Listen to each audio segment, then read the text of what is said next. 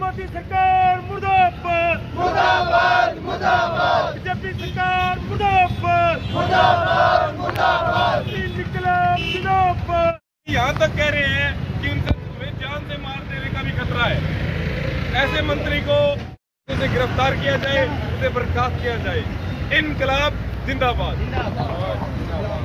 अगर हमारे देश के खिलाड़ी जो दूसरे देशों में जाके गोल्ड मेडल लेके आते हैं और हमारे देश का नाम रोशन करते हैं, वो खिलाड़ी 1 महीने से देश की पार्लियामेंट भारत के ऊपर अपनी मांग मुद्दों को लेके बैठे हैं। लंबी लड़ाई के बाद 3 महीने पहले ही बैठे थे, अब दोबारा बैठने को मजबूर हुए और अब दोबारा बैठे। सुप्रीम कोर्ट ने इंटरवेंशन किया, हस्तक्षेप किया, तब जाके उन खिलाड़ियों के दरखास्त के ऊपर FIR दर्ज हुई और पॉक्सो एक्ट लगा। और पॉक्सो कानून के अंदर कहीं कोई घटना हो जाए तो कानून में जो दर्ज होते ही कंप्लेंट दर्ज होती है, अगला काम गिरफ्तारी का होता है। लेकिन ये जो बड़ा मंत्री बना बैठे हैं, लोग गिरफ्तार करने की बजाय जो पुलिस है वो उनके जान लिख रही है, वो इन्वेस्टिगेशन करें इस नाम के ऊपर और मामले पर रफा करने की कोशिश की जा रही है। तो अपनी मांग है कि उसको गिरफ्तार किया जाना चाहिए।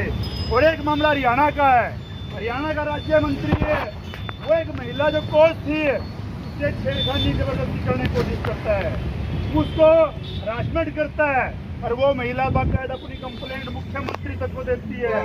उसके बयान हो चुके हैं, लेकिन जो अपनी पुलिस का गिरफ्तार करने की बजाय उल्टा उसको हरास कर रही है। उस मंत्री को तमाम प्रोटोकॉल दिए जा रहे हैं। इन दोनों घटनाओं के ऊपर जो पूरे हिंदुस्तान के अंदर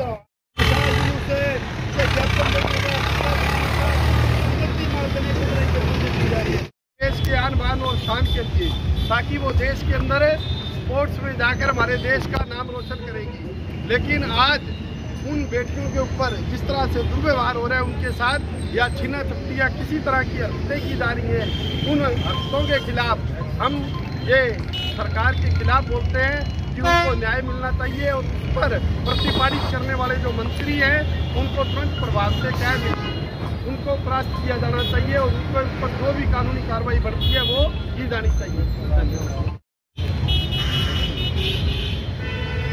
माननीय सभी आए हुए गणमान्य सदस्यों को मैं अभिवादन करती हूँ, नमस्कार करती हूँ। सबसे पहले आर्टिकल जो 14 है संविधान का, कानून के सामने सभी बराबर हैं और कानून सबकी समान रूप से सुरक्षा करेगा। इक्वलिटी बिफोर लॉ और equality protection of the law. एक वकील होने के नाते मैं ये कहना चाहूँगी, जब कानून के सामने सभी बराबर हैं, जब एक किसी भी इलाके का हो, अगर एक लड़की आके FIR दर्ज करवाती है, एक बार आके कहती है कि मेरे साथ कुछ गलत हुआ है, उसी टाइम वहाँ के वहाँ पर्चा दर्ज करने का प्रावधान है। चाहे वो घटना वहाँ की ना हो, 0 FIR दर्ज करके संबंधित इलाका में भेज दी जाती है। इतना क्या बड़ी बात होगी, इतना क्या स्पेशल ट्रीटमेंट हो गया जो एक FIR दर्ज करवाने के लिए जो एक कॉमन लड़की FIR दर्ज करवा सकती है, तो ये गोल्ड मेडलिस्ट जो हमारे पहलवान है, पर्चा दर्ज करवाने के लिए इनको सुप्रीम कोर्ट का सहारा लेना पड़ा। पॉक्सो एक्ट के अंदर अभी तक गिरफ्तारी नहीं हुई है। पॉक्सो एक्ट में अपना जीरो टॉलरेंस लॉ जो है, वो जीरो टॉलरेंस पॉलिसी है, वो पॉक्सो एक्ट के अंदर दी हुई है।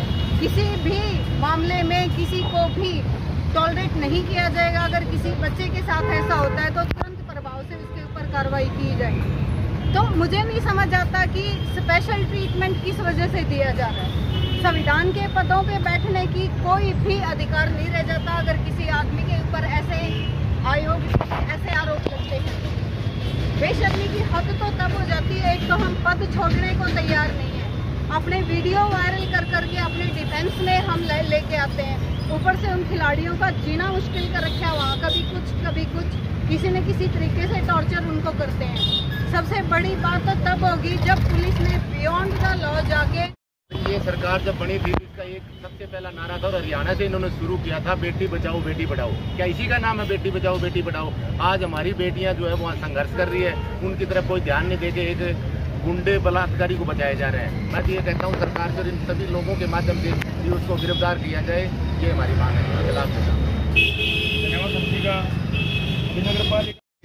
उनसे अपील भी करूँगा आगे से इस तरह का कोई बड़ा प्रोग्राम करना हो तो 2 दिन पहले मीटिंग पर आके, यहाँ सैकड़ों ऐसे हैं जो लोग हैं, नौजवान साथी हैं, कुछ बात को पूरा समझते हैं जो दिल्ली में हो रहा है, इसके अंदर जो आवाज़ नहीं सुनी जा रही, प्रधानमंत्री है नहीं सुना जा रही, उनको तो अपने आप ही इस्तीफा दे देना चाहिए था।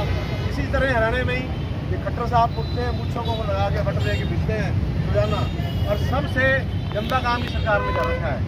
ना कोई गरीबों के लिए कुछ है, ना बेटियों की कोई सुनवाई है। तो इसलिए मैं तो सभी साथियों से अपील करूँगा, धन्यवाद भी करूँगा, धन्यवाद भी कर दूँगा।